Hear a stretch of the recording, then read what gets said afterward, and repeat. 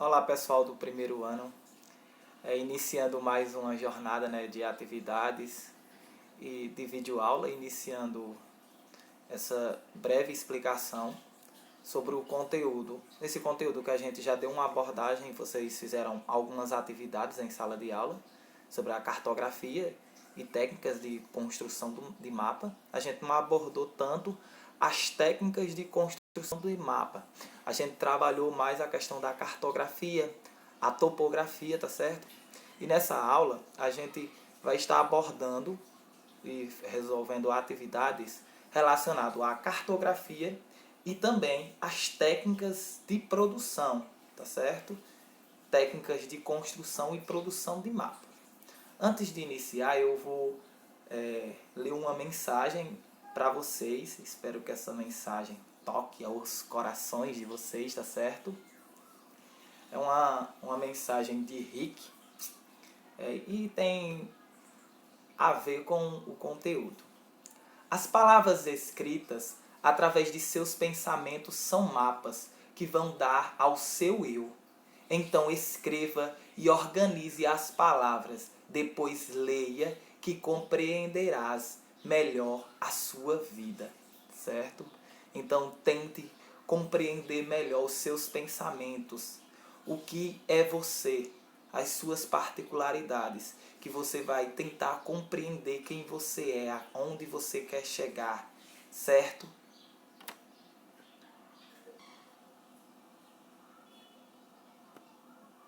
Bom, gente, as representações espaciais estão presentes na vida do homem antes mesmo da escrita e da fala. Por meio de símbolos, desenhos, o homem representa as primeiras percepções do real.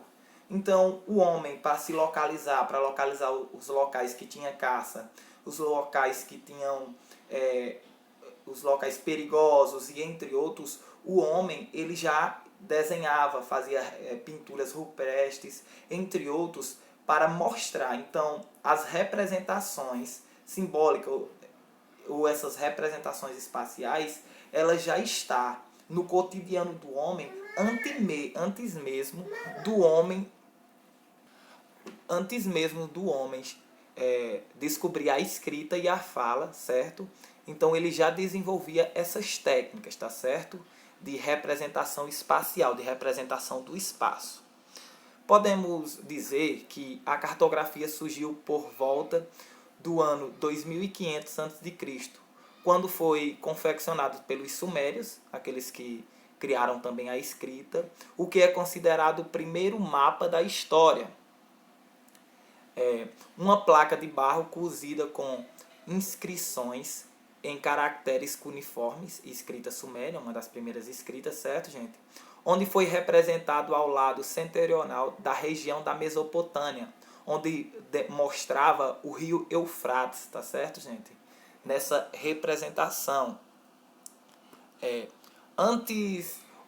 Mas bem antes disso, o homem já havia se utilizado de pinturas, como eu falei no último slide, pinturas rupestres, feitas com intenção de representar o caminho dos locais onde havia caça, até mesmo de entalhes e verdadeiras maquetes de pedras confeccionadas por esquimós pelos astecas, respectivamente, como uma tentativa de representar pequenas localidades. Então o homem primitivo ele já tinha essa forma de representação espacial, onde não era precisamente mapas, globos ou cartas como temos hoje, mas ele já tinha uma forma de representação espacial onde ele poderia se encontrar. Hoje o homem tem várias técnicas, tem GPS, tem Google Maps, tá certo? Tem o globo, tem cartas e entre outros. Mas o homem primitivo ele já desenvolvia algumas técnicas de representação espacial. Essa, gente, é o que a gente falou, é o mapa mais antigo, um dos primeiros mapas, né? O mapa que foi criado entre 3.800 a 2.500 a.C. Esse é considerado um dos mapas mais antigos, foi encontrado na região da Mesopotâmia para representar o rio Eufrates e acidentes geográficos adjacentes. É uma pequena estrela ou estela de barro cozido que cabe na palma da mão e que foi descoberto perto da cidade de Arran, no nordeste do Iraque atual. E essa, gente, é uma representação do mapa mundi. Deixa eu voltar aqui. Do mapa mundi de 1635.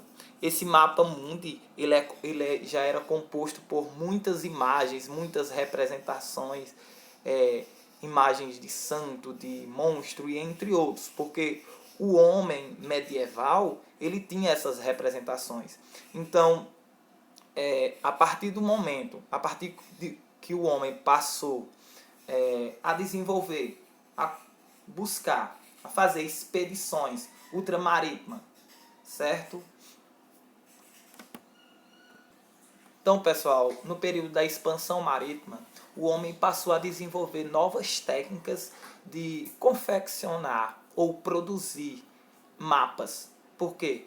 O homem estava descobrindo novas terras como Cristóvão Colombo chegou à América, Pedro Álvares Cabral chegou terras que correspondem às terras brasileiras. Um exemplo, Fernão Guimarães deu um circo-volta no mundo.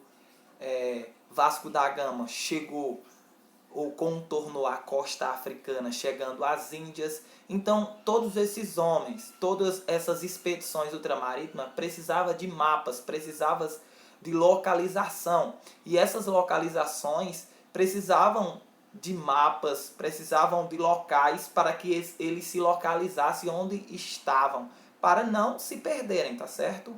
Então, a partir do século XV, houve um salto na confecção e produção cartográfica, tá certo, gente? Já essas produções cartográficas, essa daqui é uma representação de terras brasileiras, onde foi extraído a madeira, principalmente a extração do pau-brasil, tá certo? E outras especiarias. Nessa representação cartográfica mostra a presença de indígena e entre outros. Já esse outro mapa é um mapa de 1519 que representa o mundo, mas podem observar que representa o mundo somente Europa e Ásia. Não demonstra os outros continentes, como Oceania, parte da África, certo? E a Europa, ou a América, a recém-descoberta América. Cartografia, gente. A cartografia é a área do conhecimento que se preocupa em produzir, analisar e interpretar as diversas formas de representação da superfície, como mapas, plantas, croquis e outras composições, tá certo? E para que ela serve? Para que servem essas representações? Serve para poder o quê? Para estratégia de guerras, para conhecer e pontuar riquezas naturais, para apontar os melhores espaços para as atividades agrícolas. Um exemplo, tem os mapa político, tem o mapa que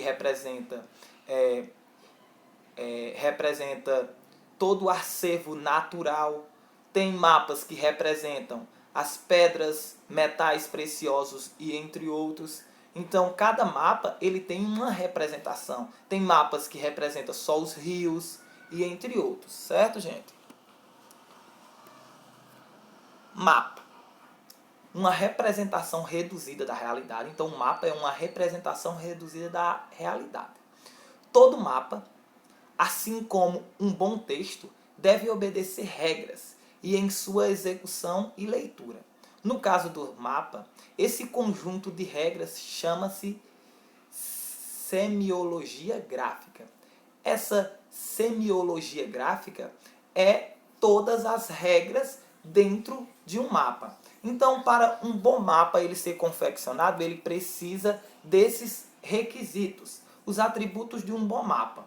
Bom mapa precisa ter um título, como você vê aí acima. Precisa ter um título, um exemplo, mapa político, mapa da Europa, mapa do Brasil, mapa mundi político, precisa ter uma legenda. Essa legenda, um exemplo, essa legenda aqui, vocês podem observar que tem as 5 regiões brasileiras: Norte, Sul, Sudeste, Centro-Oeste e Nordeste.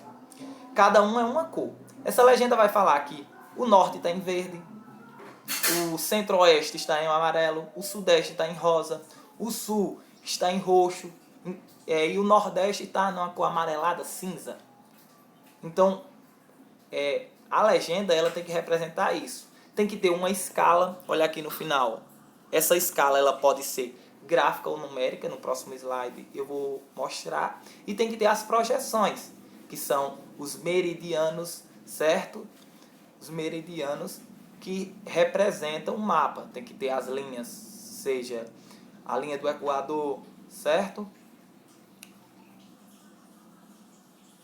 Esse aqui está o mapa mundi atual.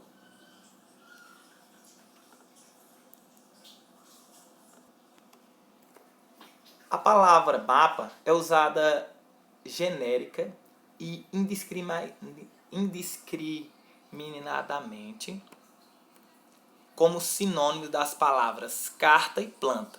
Essa confusão ocorre muito no Brasil e tem origem no uso popular de documentos cartográficos. Por comodidade, os usuários passaram a designar todo documento cartográfico por mapa. Mas existem alguns parâmetros que nos permitem realizar a distinção entre esses 3, ou esses 4 que tem também o globo. Tem o mapa, tem a carta, tem a planta e tem também o globo, tá certo? Que eu coloquei só 3, mas tem os 4. Vou mostrar a imagem. Olha, o globo, a gente vê que o globo ele mostra os países, mas não mostra de uma forma mais detalhada. O mapa ele já mostra, um exemplo, países, ou então, se for um mapa do Brasil, mostra os estados, as regiões, mas não mostra, um exemplo, as cidades de forma detalhada, tá certo? Quanto menor for, mais detalhe vai ter. Um exemplo, se for uma planta, você for fazer uma planta da sua casa, dentro daquela planta não vai estar totalmente detalhado cada cômodo, a quilometragem de cada uma e tudo mais. A quilometragem não, os metros, né? Porque quilômetro numa casa não é complicado, essa casa é gigantesca. Os metros de cada cômodo. Aqui estão as cartas, apresentam grande escala e permitem transmitir informações mais detalhadas. Essas cartas elas podem ser representadas através de estado, mostrando um estado ou uma cidade detalhada, tá certo, gente?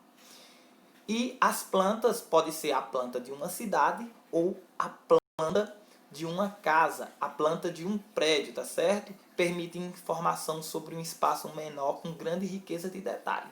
Então, quanto menor for, vai ser mais detalhada as informações, tá certo? Desde o globo, o mapa, as cartas e a planta. Olha aqui, ó, mostrei detalhado. O globo, uma visão ampla, mostra o planeta completo, mas não vai ser tão detalhado. O mapa, que já mostra um pouco de detalhe, mas não tanto. A carta, que vai ser uma visão média, mais detalhada do que o mapa e o globo. E a planta, que vai ser uma forma bem detalhada do espaço geográfico. Vamos para a escala, gente. Essa escala é que define a quilometragem de um mapa. Um exemplo, cada centímetro representa 1 quilômetro, representa metro e entre outros. Escala é a razão entre a distância no mapa e a distância real, certo? Você vai ver a distância no mapa, que vai ter uma escala lá embaixo do mapa, e vai mostrar a distância, vai fazer o cálculo. Um exemplo, a cada 1 centímetro vai ser 1 quilômetro. Tipos de escala. Tem a escala gráfica, que é representada numa réguazinha, e a escala numérica. Essa escala numérica vai ser através de número. Um exemplo, cada aqui no caso dessa escala que ele representou, cada 1 centímetro representa a 30, ou a 30.000 centímetros, que representa o quê? Igual a 30 quilômetros, Ou seja, 1 centímetro no mapa corresponde a 300 quilômetros na realidade, certo? Olha, aqui está representando menor denominador, maior escala e grande escala. Permite maior riqueza de detalhes. Quanto menor, um exemplo, uma planta, que é menor o denominador, ele vai ter uma maior escala e vai permitir um maior detalhamento visual dos locais. Já o maior denominador, gente, como um globo, vai ter menor escala e escala pequena. O globo terrestre somente pode ser representado com uma escala muito pequena, proporcional, e um detalhamento muito pequeno. Então o detalhamento do globo ele vai ser simples. Um exemplo, no globo você não vai ver a cidade de Orocó, você vai ver o estado de Pernambuco, também não vai ver, certo? Vai ver um pouquinho da região Nordeste, o Brasil bem pequenininho. Aí você já vai ver no mapa, pode ser o mapa do mundo ou um mapa do Brasil, você já vai ter um detalhamento maior. Já em uma carta vai ter um detalhamento bem mais aprofundado, certo? Entre as unidades de medida de comprimento existente, a que é considerada oficial pelo Sistema Internacional de Unidades é o metro. Então, 1 metro corresponde a 60 centímetros. Essa medida apresenta seus múltiplos. Essa medida apresenta seus múltiplos e submúltiplos. Os múltiplos do metro são quilômetros, hectômetros e decâmetro. E os submúltiplos são decímetro, centímetro e milímetro. Tá certo? Dentro do mapa você vai ver tudo em centímetro, que vai ter que converter em quilômetros, tá certo? Aqui tá vendo, 1 centímetro, 1 metro, corresponde a 10 decâmetros, a 100 hectômetros, a 1000 quilômetros. Ou 1000 quilômetros, 1 quilômetro corresponde a 1000 metros. Um decâmetro corresponde a 100 metros. Hectômetro. 1 decâmetro corresponde a 10 metros, tá certo? Olhe, mapa, carta e planta. Escala pequena, escala média e escala grande. Não existe nenhuma conversão cartográfica que classifique o mapa, ou carta ou planta, de acordo com sua escala. Entretanto, por análises quantitativas, podemos defini-las conforme a tabela. Olha a classificação aí de cada um. Desta forma, conseguimos ter uma noção sobre qual escala é considerada pequena, média ou grande. Lembrando que quanto maior for a área representada, menor será a escala do produto cartográfico e vice-versa. A finalidade da escala serve para demonstrar as áreas grandes em papel, ou seja, em pequena escala, tamanhos. Isso ocorre proporcionalmente. Ela pode aparecer em mapas de países, cidades ou até mesmo em planta de casa, com o simples objetivo de passar a ideia do tamanho real de que está sendo apresentado no papel, do que está sendo apresentado. Olha aí, gente. O mapa, escala pequena, pouco detalhamento e áreas grandes. A carta, escala média, médio detalhamento e áreas específicas. Já a planta, escala grande, muitos detalhes e áreas específicas e menores, como quarteirões, rua e casas. Tipos de mapas, aí, mapa, carta e planta. Tá aí cada um representado, tá certo? Só isso, gente. Espero que vocês tenham compreendido. Desculpem aí algumas coisinhas que aconteceram no meio do vídeo. Mas espero que vocês tenham compreendido, tá certo? Esse slide vai estar também no Google Sala de Aula e vai ter uma atividade para vocês estarem respondendo, tá certo? Beijo a todos. Tchau, tchau.